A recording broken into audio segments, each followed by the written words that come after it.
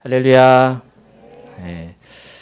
함께 찾으시는 교회 예배하시는 모든 성도들을 사랑하고 축복합니다. 온라인으로 함께 예배에 참여하는 성도들에게도 주님의 평안이 함께 하시기를 축복합니다. 서로 이렇게 인사하겠습니다. 제 옆에 앉아주셔서 영광입니다. 제 옆에 앉아주셔서 영광입니다. 앉는 자리가 중요합니다. 누구와 앉느냐, 누구 곁에 있느냐 참 중요합니다. 오늘은 본문을 중심으로 보기를 원하나이다, 보기를 원하나이다 라는 제목으로 하나님의 말씀을 전할 때 은혜 시간이 되시기를 소망합니다. 서울대학교 심리학 교수이신 최인철 교수가 쓴 책 가운데 프레임이라는 책이 있습니다. 프레임의 가장 흔한 정의가 있다면 창문 혹은 액자의 틀 혹은 안경테를 가리킵니다. 이 책에서 프레임을 이렇게 설명합니다. 프레임은 세상을 바라보는 마음의 창이다. 프레임은 세상을 바라보는 마음의 창이다. 어떤 문제를 바라보는 관점 혹은 세상을 보는 사고방식, 사람들에 대한 고정관념, 이 모든 것들이 다 프레임이라고 할 수 있죠. 이 책에서 재미있는 동화 한 편을 소개하는데요. 서양 동화인 핑크대왕 퍼시라는 동화 이야기를 이 책에 소개하는데 제가 한번 읽어드리겠습니다. 핑크색을 광조로 좋아하는 핑크대왕 퍼시는 자신의 옷뿐만 아니라 모든 소유물이 핑크색이었고 매일 먹는 음식까지도 핑크색이었다. 그러나 핑크 대왕은 이것으로 만족할 수 없었다. 왜냐하면 성 밖에는 핑크가 아닌 다른 색들이 수없이 존재하고 있었기 때문이다. 고민 끝에 핑크 대왕은 백성들의 모든 소유물을 핑크로 바꾸라는 법을 제정한다. 왕의 일방적인 지시에 반발하는 사람들이 많았지만 어쩔 수 없이 그날 이후로 백성들은 옷과 그릇, 가구 등을 모두 핑크색으로 바꾸었다. 뿐만 아니라 나라의 모든 나무와 풀, 꽃, 동물까지도 핑크색으로 염색하도록 명령했다. 대규모의 군대가 동원되어 산과 들로 다니면서 모든 사물을 핑크색으로 염색하는 진풍경이 연출되었다. 심지어 동물들도 갓 태어나자마자 바로 핑크색으로 염색되었다. 드디어 세상의 모든 것이 핑크로 변한 듯 보였다. 그러나 단 한 곳, 핑크로 바꾸지 못하는 곳이 있었으니 그건 바로 하늘이었다. 제 아무리 무소불위의 권력을 가진 왕이라도 하늘을 핑크로 바꾸는 것은 불가능한 일이었다. 며칠을 전전긍긍했지만 뾰족한 수가 떠오르지 않자 핑크 대왕은 마지막 방법으로 자신의 스승을 찾아간다. 끝내 고심을 하는 이 스승은 마침내 하늘을 핑크색으로 바꿀 묘책을 찾아내고는 무릎을 쳤다. 핑크 대왕 앞으로 나아간 스승은 왕에게 이미 하늘을 핑크색으로 바꿔 놓았으니 하늘을 보라는 것이다. 대왕은 반신반의하면서도 스승의 말을 따라 하늘을 올려다 보았다. 그런데 이게 웬일인가? 하늘과 구름, 온통 핑크색으로 변해 있는 것이 아닌가? 그렇다면 스승이 마술이라도 부려 하늘을 핑크색으로 바꿔놓은 것일까? 물론 아니다. 스승은 왕에게 핑크색 렌즈를 끼운 안경을 만들어 준 것이다. 하늘을 핑크로 바꾸는 것은 불가능한 일이었지만 하늘을 핑크색으로 보이게 할 방법은 찾아냈던 것이다. 핑크 대왕은 크게 기뻐하며 그날 이후 매일 핑크 안경을 끼고 세상을 바라보면서 행복한 나날을 보냈다고 한다. 백성들은 더 이상 핑크색 옷을 입지 않아도 되었고 동물들도 핑크색으로 털을 염색할 필요가 없었다. 핑크 안경을 낀 대왕의 눈에는 언제나 세상이 온통 핑크로 보였기 때문이다. 이 프레임이란 이 책에서 하는 얘기는 그겁니다. 역시 핑크 대왕도 마찬가지로 핑크 안경을 통해 모두가 다 핑크로 보이고 있듯이 우리들도 각자의 프레임으로 마음의 안경을 쓰고 있다면 그 프레임으로 세상을 보고 있다는 이야기죠. 그러면서 이 책에서 재미있는 실험 한 가지를 합니다. 한번 그림을 잘 보시기를 바랍니다. 자, 그림이 보여지시죠? 중앙에 숫자가 보여지십니까? 12, 13, 14 보여지십니까? 12, 13, 14 잘 보여지세요? 예, 그렇다면 이 그림은 어떻습니까? 위에서부터 한번 보시면 A, B, C 보여지십니까? A, B, C 보여지세요? 그렇다면 퀴즈입니다. 이 글자는 무슨 글자일까요? 이 글자는 무슨 글자일까요? 13일까요? B일까요? 13이다. B다. 에라 모르겠다. 네, 애매합니다. 똑같은 글자인데 어떻게 보이느냐에 따라 참 다르게 보이는 거죠.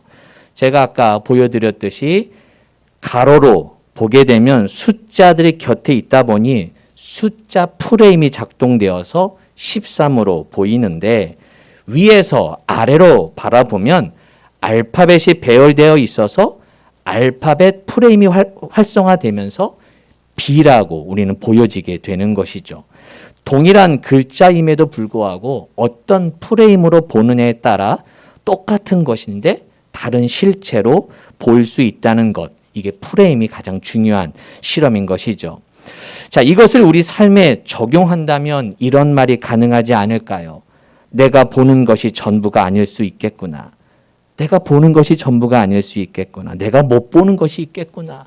내가 잘못 볼 수도 있구나. 아니, 내가 틀릴 수도 있겠구나. 라는 생각을 할 수 있게 되는 것이죠.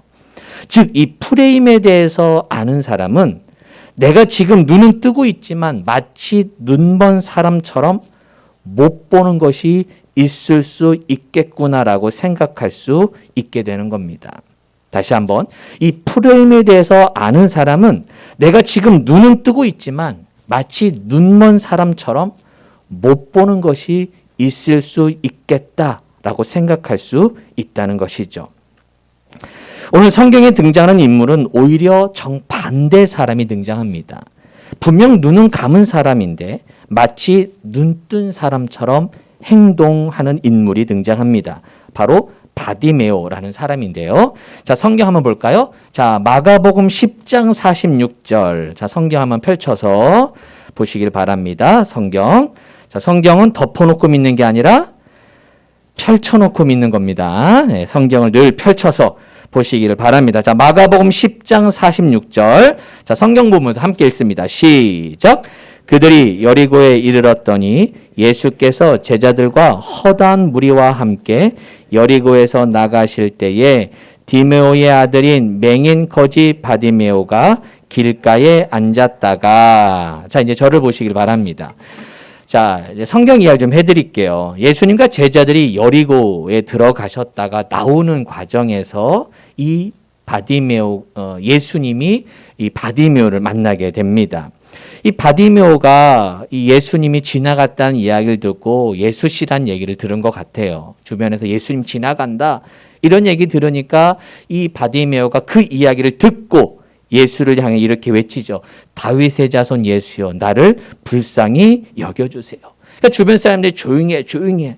여기에 굴하지 않고 다윗의 자손 예수여, 나를 불쌍히 여겨주세요 라고 소리를 지릅니다. 이 소리를 들으신 예수님, 저 사람을 불러오라. 그러면서 예수님이 그 바디메오에게 이렇게 묻죠. 내가 무엇을 하여 주기를 원하느냐? 내가 무엇을 하여 주기를 원하느냐? 그러자 선생님 제가 보기를 원합니다. 보기를 원합니다. 그러자 예수님께서 가거라, 내 믿음이 너를 구원하였다 라고 하면서 그 말씀대로 이 바디메오가 눈이 떠진 줄을 믿습니다. 제가 이 이야기를 통해서 여러분에게 두 가지의 메시지를 드리려고 하는데요. 이 두 가지의 메시지가 두 가지의 질문 형태로 한번 만들어 보았는데 첫 번째는 이겁니다. 누가 눈먼 자인가? 누가 눈먼 자인가? 시작. 자, 누가 눈먼 자인가를 한번 생각하면서 성경을 다시 한번 볼 텐데요. 자, 오늘 아까 금방 읽은 말씀인데 제가 다시 한번 읽어드릴게요. 그들이 여리고에 이르렀더니 예수께서 제자들과 허다한 무리와 함께 여리고에서 나가실 때에 디메오의 아들인 어떤 바디메오? 그렇죠. 맹인이면서 거지인 바디메오를 소개합니다. 먼저 이 바디메오는 눈이 멀어 있는, 눈을 볼 수 없는 눈먼 사람이었습니다. 앞을 보지 못하니 사물에 대해서 제대로 판단할 수 없는 사람이 이 바디메오였던 것이죠. 근데 신기하게도 눈은 멀었는데 사람을 볼 수 없는데 그가 예수에 대해서 잘 알고 있다는 겁니다. 자, 47절, 48절, 47절, 48절.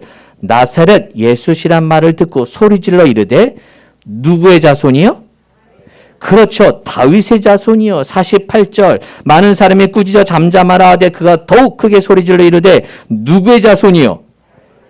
다윗의 자손이요. 라고 하면서 이 바디메오가 예수를 향해서 이야기합니다. 다윗의 자손이요. 여러분, 다윗의 자손이라는 이 말은 바로 메시아, 그리스도라는 이 예수님이 그런 분이라는 것을 말해주는 말이죠.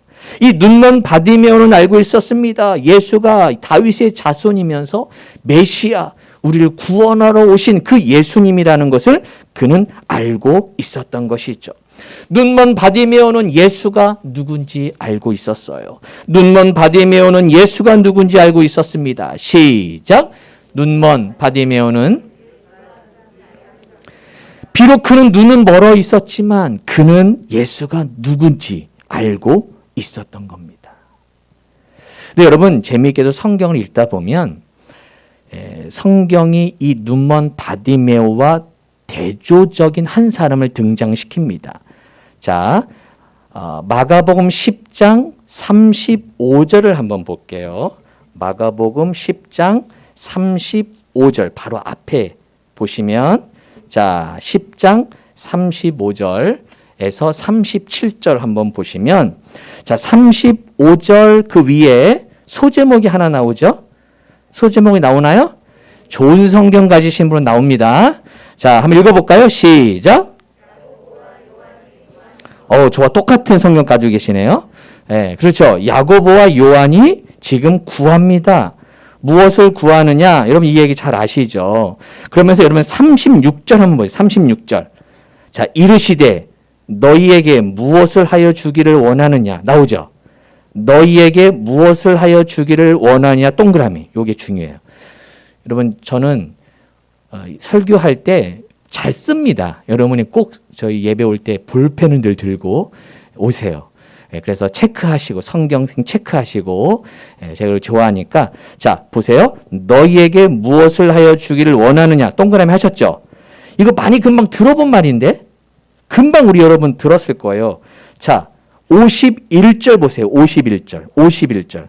아까 바디메오 이야기 금방 봤잖아요. 거기 51절에 보니까 예수께서 말씀하여 이르시되 내가 무엇을 하여 주기를 원하느냐? 내게 무엇을 하여 주기를 원하느냐? 여기도 동그라미. 똑같은 물음이죠. 그렇죠. 그래서 맹인 바디메오와 그 앞에 있는 야고보와 요한이 구하는 것, 이 두 가지 본문이 연결이 되는 거예요. 네. 그래서 내게 무엇을 하여 주기를 원하느냐? 이 이야기를 통해서 두 인물을 비교하고 있는 겁니다. 자, 다시 36절에 가다 보면 지금 야고보와 요한이 무엇을 구하고 있어요? 37절에 보니까 주의 영광 중에서 우리를 하나는 주의 우편에 하나는 좌편에 앉게 하여 주옵소서. 이 야고보 요한 주님의 제자는 예수님에게 예수님 높은 자리에 앉으시면 저에게 요즘으로 말하면 국무총리 장관 자리 주세요. 중요한 요직 주세요. 높은 자리 주세요. 라고 요구하고 있는 겁니다. 이들은 예수님이 세상의 왕으로, 정치적인 왕으로 오시는 걸로 이들은 착각하고 있었던 것이죠. 이 두 제자는 예수가 누군지 알지 못하고 있는 거예요. 눈은 뜨고 있어요. 그렇죠. 이 야고보 요한은 눈 뜨고 있지만 예수님에 대해서 안다 모른다? 안다 모른다? 모르고 있어요. 그런데 아까 우리 46절에 보았지만 눈먼 바디메오는 비록 눈은 감고 있었지만 그는 예수가 누군지, 다윗의 자손 예수요. 다윗의 자손 예수요. 그가 우리를 위해 죽으시는 분이다라는 것을 그는 믿고 읽고 알고 있는 것이죠. 그렇다면 누가 눈먼 자입니까? 정말 누가 눈먼 자예요? 바디메오입니까? 아니라는 거예요. 지금 육신의 눈은 떠 있는 이 두 제자들은 눈은 뜨고 있지만 예수를 알지 못하고 높은 곳에 가기 위해 예수를 따르고 있는 이 야고보 요한이야말로 진짜 눈먼 자라는 거예요. 그러나 반대로 비록 육신의 눈은 감겨 있지만 예수의 목소리를 듣고 다윗의 자손 예수여라고 하며 예수를 메시아로 고백하고 있는 이 바디메오야말로 정말 눈뜬 자라는 것이죠. 눈뜬 자. 그러면 우리에게 묻고 있습니다. 여러분, 눈먼 자가 누구입니까? 눈먼 자가 누구입니까? 지금 눈먼 자가 두세 분 보이십니다. 눈 뜨고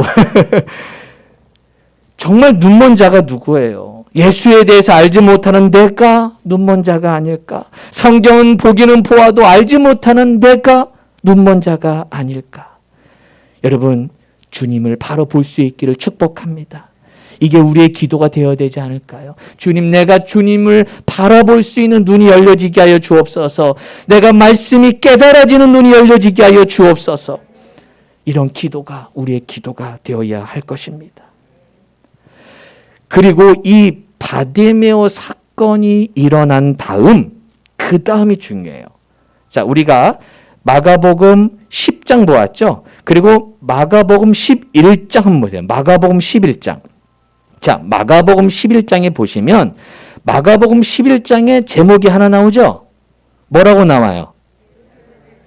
어디에 들어가시다? 예루살렘에 들어가십니다. 그래서 예루살렘에 들어가시기 전에 이 맹인 바디메오를 치유한 사건이 중요해요.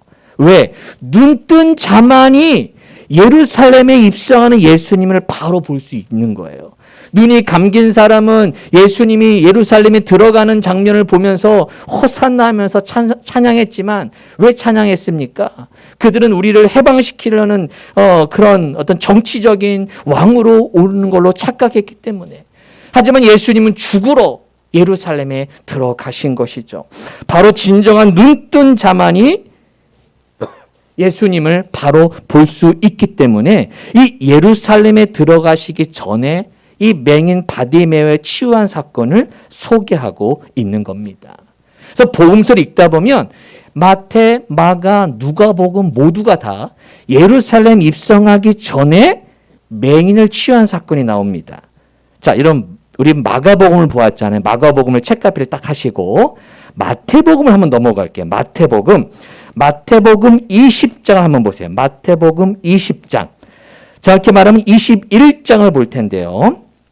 자, 마태복음 20장부터 21장을 보시게 되면, 자, 먼저 20장 20절에 보시면, 자, 20장 20절에 제목이 하나 나오죠? 한 어머니의 요구. 아까 그 야고보 요한 이야기가 나오죠. 야고보 요한 이야기 나오고요. 자, 그리고 자, 29절부터 맹인 몇 사람을 고치시다?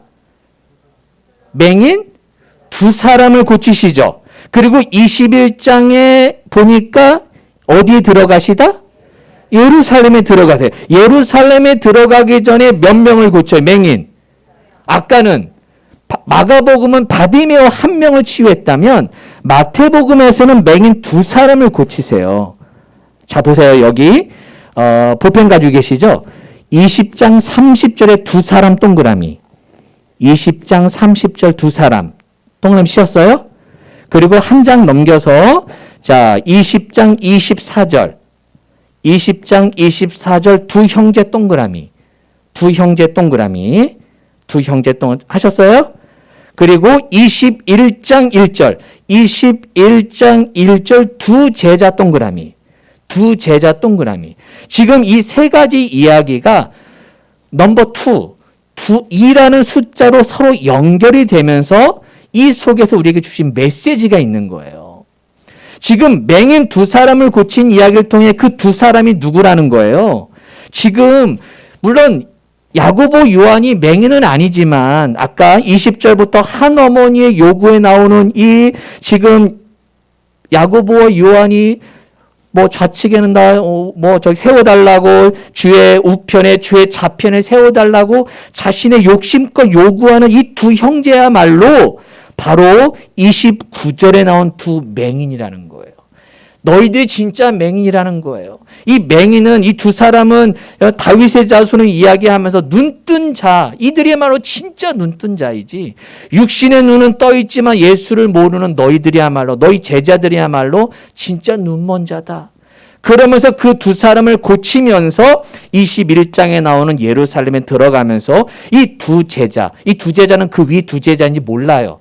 알 수 없어요. 그러나 이렇게 맹인이 눈 떠진 이 사람들이야말로 21장에 나오는 예루살렘에 들어간 이 두 제자가 쭉 읽어보면 6절, 21장 6절 보세요. 21장 6절. 제자들이 가서 예수께서 명하신 대로 합니다. 눈뜬 자만이 예수님께서 명하신 대로 해요. 갑자기 가던 나귀 새끼를 데려오면서 예수님이 이렇게 하면 주신다는 거예요. 그 믿음으로 나아갑니다. 황당한 일이죠. 하지만 눈뜬 자는 이 말씀에 순종하게 되는 거예요. 그러면서 이 이야기가 진짜 눈먼 자가 누구냐라는 것을 이 마태복음을 통해 다시 한번 우리에게 알려주는 겁니다. 여러분, 눈먼 자가 누구예요? 이 두 사람이에요? 맹인 두 사람이에요? 바디메오예요? 아니에요. 진짜 눈먼 자는 바로 나예요. 내가 눈먼 자다. 내가 눈먼 자다. 내 삶에 예수가 보여지지 않으면 내가 눈먼 자예요. 눈은 뜨고 있지만 말씀이 보여지지 않고, 은혜가 보여지지 않고, 감사가 보여지지 않으면 내가 눈먼 자라는 거예요. 사랑하는 성도 여러분, 믿음의 눈이 떠지시길 축복합니다. 영적인 눈이 떠지시기를 바랍니다. 자, 두 번째 질문은 이겁니다. 누가 거지인가? 누가 거지인가? 시작. 다시 마태복음으로 한번 넘어가 볼게요. 다시 마태복음 10장 46절에 보시면, 자, 마가복음 10장 46절에 보시면, 자, 여기 보니까 디메오의 아들인 맹인 거지 바디메오라고 소개해요. 거지라고 이야기합니다. 거지. 당연하죠. 눈이 멀었으니 생계 활동을 할 수 없으니 당연히 경제적으로 어려운 사람임에 분명합니다. 그런 남에게 구걸하는 인생을 살고 있었습니다. 그러니 그가 눈을 뜨는 순간 가장 무엇을 하고 싶을까요? 눈 뜨는 순간 그가 가장 하고 싶은 게 무엇이 있을까요? 만약에 여러분이 눈이 멀었다고 해보세요. 보이지 않는 사람이라고 해보세요. 그러면 눈이 떠지는 순간 무엇부터 하고 싶으세요? 예? 예? 가족들 보고 싶고, 그렇죠. 가족들 보러 가고 싶고, 사랑하는 아내, 사랑하는 자녀들 보고 싶을 거고, 그리고 그동안 눈 멀어서 일을 못했으니 열심히 일해서 돈도 벌고 싶었을 겁니다. 그래서 그 어려운 경제 상황을 벗어나고 싶었을 거예요. 근데 이 바디메오가 눈을 뜨자마자 그가 어떻게 합니까? 눈을 뜨자마자 어떻게 합니까? 52절. 예수께서 이르시되 가라, 내 믿음이 너를 구원하였느니라 하시니 그가 곧 보게 되어 예수를 길에서 무엇하니라? 따르니라. 예수를 따르는 사람이 됩니다. 이해가 되지 않아요. 눈 뜨면 가족에게 가야죠. 눈 뜨면 자기 일을 해야죠. 그러나 그 눈을 뜨는 순간 주님을 따르는 제자가 됩니다. 뭡니까? 그는 비록 몸은 거지였어요. 형편이 넉넉하지 않았지만 은혜 받는 순간 마음의 부자가 되어 있는 겁니다. 주님을 만나자 마음의 부자가 됩니다. 여러분, 주님을 만나는 순간 마음의 부자가 됩니다. 주님을 만나면 마음의 부자가 됩니다. 시작. 할렐루야. 부자가 되는 거예요. 사랑하는 성도 여러분, 주님을 만나 마음의 부자가 되시기를 축복합니다. 마음의 부자. 여러분, 이것도요, 요 본문하고 또 반대되는 사람을 성경에서는 보여주고 있어요. 자, 우리가 지금 앞단락에서 두 명의 그 제자 이야기를 했다면 그 앞단락을 더 한번 보세요. 자, 10장 17절, 마가복음 10장 17절 한번 보시면, 자, 10장 17절. 자, 10장 17절 한번 보시면 제목이 하나 나오죠. 재물이 많은 사람이 또 등장합니다. 거기에 보면 17절에 보니까 예수께서 어디에 나가실세? 어디에서 나가실세? 길동그라미. 자, 길동그라미 하시고, 자, 다시 맹인 바디메오 이야기 46절 보세요. 46절. 맹인 거지 바디메오가 어디에 앉았다가? 길가, 그 길동그라미. 그래서 이 두 이야기는 또 길로 연결이 되는 거예요. 그래서 이 두 가지를 비교하는 거예요. 자, 분명히 맹인 바디메오는 거지래요. 그렇죠? 그리고 앞에 보니까 재물이 많은 사람, 요게 마태복음에 보면 청년으로 나옵니다. 재물 많은 청년. 그러니까 이 재물 많은 청년 이야기와 이 바디메오 이야기를 두 개를 오버랩 시키면서 누가 진짜 부자냐라는 것을 보여주는 거예요. 우리는 분명히 바디메오가 거지라고 했어요. 그렇죠. 거지라고 했어요. 구걸하니까. 근데 진짜 거지는 누구냐라는 거예요. 이 재물 많은 청년, 여러분 이야기 잘 아시죠? 부자 청년이 예수님께 옵니다. 어떻게 영생을 얻습니까? 그러자 가난한 자 다 이거 다 했다라고 이야기하면서 예수님께서 이렇게 이야기하시죠. 성경 한번 보세요. 21절 마가복음 10장 21절에 보니까 내게 한 가지 부족한 것이 있다. 한 가지 부족한 것이 있다. 그러면서 그 부족한 것이 있다 하면서 가서 내 있는 것을 다 팔아 가난한 자들에게 주라. 그리하면 하늘에서 보화가 내게 있으리라. 그리고 와서 나를 따르라 하시니 22절 그 사람은 재물이 많은 거로 이 말씀으로 인하여 슬픈 기색을 띠고 근심하며 가니라. 어떻게 하며 가니라? 했다는 거 안 했다는 거예요. 안 했다는 겁니다. 즉 이 사람은 부자였지만 베풀 수 없는 거예요. 놓을 수 없는 거예요.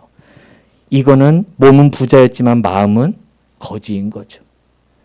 늘 부족한 사람, 늘 채우려는 사람이야말로 거지 아닐까요? 마음에 만족함이 없는 인생이 바로 이 거지 인생 아닐까요? 많은 것을 가지고 있어도 남에게 베풀 수 없는 사람, 이 사람이야말로 거지가 아닐까요? 여러분, 진짜 부자는 나눌 수 있는 사람입니다. 진짜 부자는 나눌 수 있는 사람입니다. 시작. 부자 되실 축복합니다. 서로 인사합시다. 부자 됩시다. 부자 됩시다. 요거만 딱 설교 듣는 사람은 목사님 무슨 부자 되라고 성경에서 얘기하냐고 하는데 설교를 처음부터 들어야 되는데 그죠? 부자 됩시다. 여러분 요 본문이 제가 마태 마감을 보았잖아요. 누가복음 한번 볼게요. 누가복음 19장 한번 보세요. 누가복음 19장. 성경이요. 보다 보면 정말 재밌어요. 누가복음 19장. 누가복음 19장에 보면 삭개오가 나오죠. 네, 삭개오 나오죠. 오늘 일부 때 저도 이 강의를 들으면서 오늘 너무 저도 은혜를 받았는데 예수님이 이 세리와 창기를 왜 그들을 만나느냐. 그들이 듣고 믿고 그렇죠. 듣고 믿고 따랐기 때문에. 할렐루야. 저 잘 들었죠? 네, 성경 말씀을 저도 잘 들었어요. 네, 예수님이 이 세리를 왜 영접했느냐? 왜 그들을 친구가 됐느냐? 듣고, 그렇죠? 믿고 따랐기 때문에. 근데 여기서 조금 더 한 걸음 더 나아가면, 자, 세리 보세요. 자, 여러분, 19장 21절, 28절, 19장 28절에 예수님이 어디에 들어가세요? 예루살렘 동그라미. 지금 예루살렘. 아까 지금 마테마가와 똑같은 구조예요. 예루살렘에 들어가시죠. 그 전에 삭개오 이야기가 나오고 11절에 열무나 이야기 나오죠. 열무나 동그라미. 자, 그리고 18장 35절. 18장 35절에 보니까 누구를 고쳐요? 18장 35절. 맹인을 고치죠? 맹인 동그라미. 그렇죠. 맹인 나왔어요. 그리고 18장 18절. 부자 관리 나오죠. 이게 지금 부자 관리, 맹인을 치유하고, 그리고 원래는 예루살렘에 들어가야 되잖아요. 우리가 다른 마태, 마가복음에는 다 그렇게 나오는데 누가복음에만 틀려요. 누가 등장해요? 삭개오가 등장해요. 이 삭개오가 중요합니다. 왜? 삭개오는요, 누가복음에만 나와요. 여러분, 삭개오 유명하잖아요. 너무 잘하는 삭개오 이야기가 마태복음, 마가복음에 안 나와. 누가복음에만 나와요. 그러면서 위치를 여기에 딱 넣어놨어요. 뭐냐? 예루살렘에 들어가기 위해서는 눈만 떠지면 되는 게 아니에요. 눈만 떠지면 되는 게 아니라 삭개오처럼 19장에 나오는 삭개오처럼 내 것을 내려놓고 그렇죠? 내 것 물질을 내려놓고 하나님께 헌신하는 자만이 구원받는다. 그 사람만이 예루살렘에 들어가신 예수님을 이해할 수 있다라는 것을 알려주는 이야기가 이 삭개오 이야기인 거예요. 그래서 재물 사용에 대한 이야기가 이 삭개오예요. 그래서 19장에 삭개오 이야기와 열무나 이야기 다 돈 이야기예요. 그래서 누가복음을 연구하다 보면 재물 사용에 대해서 되게 강조 많이 하세요. 네. 정말 예수 믿는 사람은 이 돈 문제를 해결해야 된다는 것을 더 정확히 말해주는 것이죠. 뭐예요? 진짜 부자는 나눌 수 있는 사람이란 거예요. 할렐루야.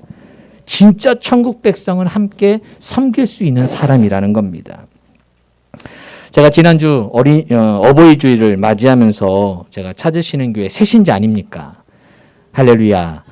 제가 찾으시는 게 새신자예요, 사실은. 이제 등록한 지 2주밖에 안 된, 이제 3주째 되는 새신자인데, 제가 어버이 주일 쭉 보내면서 우리 교우들의 모습을 딱 보게 되면서, 작은 행사인데도 막 찬조들을 서로 이렇게 하시면서 정말 풍성한 이 어버이 주일을 보냈습니다. 뭐 떡을 대접하는 가정, 과봉을 준비하는 가정, 마카롱을 준비하고 음료수를 준비하고 보이지 않게 여러 모습을 보이는 그런 모습을 보면서 우리 찾으시는 교회는 참 풍성한 교회이다. 할렐루야.